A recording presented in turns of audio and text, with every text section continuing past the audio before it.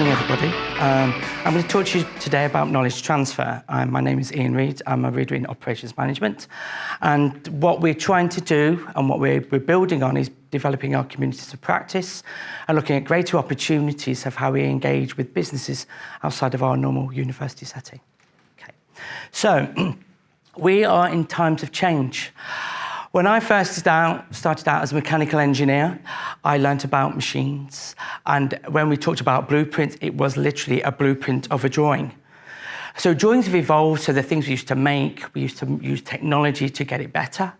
We looked how we've decided how business become more productive, more efficient, more effective.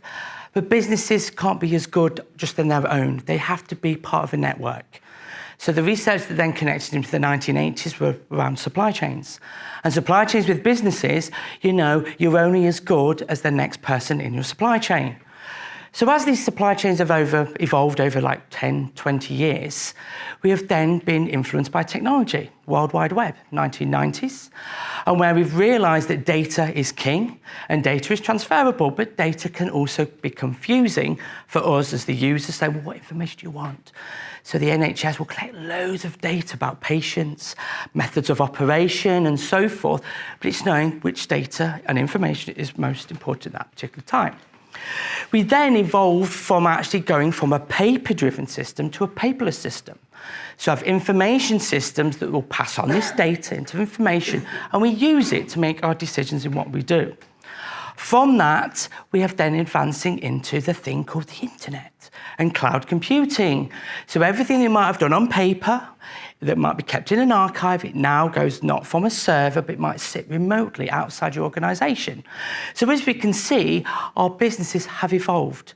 How we communicate has evolved. How we hold information is also changing. So what we do as a university, we encourage learners to transfer our knowledge, whether it's from theory into practice, but we also test practice to say, does it fit with theory?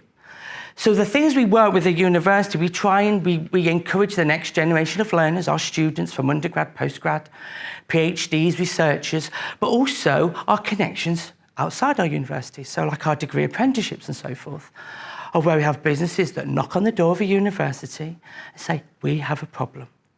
Can you help us? And then we will say, well, what kind of help you want? So this is what we're going to talk about today. Companies will always try something first. In your own personal lives, you might have a problem. And you might think, well, actually, I acknowledge I've got a problem. And that problem could be, can I be more efficient? File management might be my issue, okay? Communication could be another issue. But we look at the opportunity to say, what is the first step? What is our platform? So we'll look at a potential need. So that need will then be activated or triggered by doing something.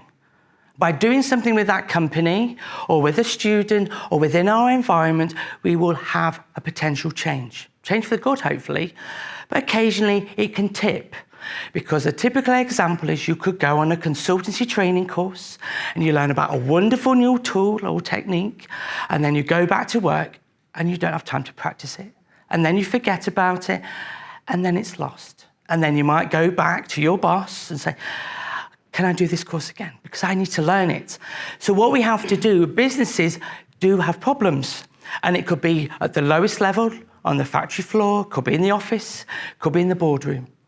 And we can engage with the university to find out, well, what level of engagement do you want? Do you want a student that can help you do some research for you? And it might be for a short period of time, maybe 3 months, maybe less. It might be a long-term intervention where you might want a university to work with or partner up with a business to help them execute a particular project. So what we've done with our knowledge transfer, we have to build this network. We have to build it so we can embed it in the business. That business can also learn from it. So it's not just one individual sharing the good news. It's that individual is passing it on to the next generation within that business. So you leave a legacy, okay? So learning by doing. We, as operations managers or individuals that have worked in business, have learned lessons. The things we might have learned in manufacturing, we have taken into the service sector. The service sector will chop up into infrastructure, transportation. So the things we've learned in one industry setting, we have capitalised that and we moved it into another setting to help business thinking, well, it's a similar process, different market, same process. So how we've evolved over time is that we've gone from manufacturing, we've hit into healthcare, we've gone into sports, we've gone into legal, we've gone into financial services. This is the start of our journey. And the most recent one is we're going more into food, in terms of looking at our food supply chains. And with our businesses, we want to help transfer of what our next generation of learners, our students, can take to businesses, but also help businesses make the next steps with us.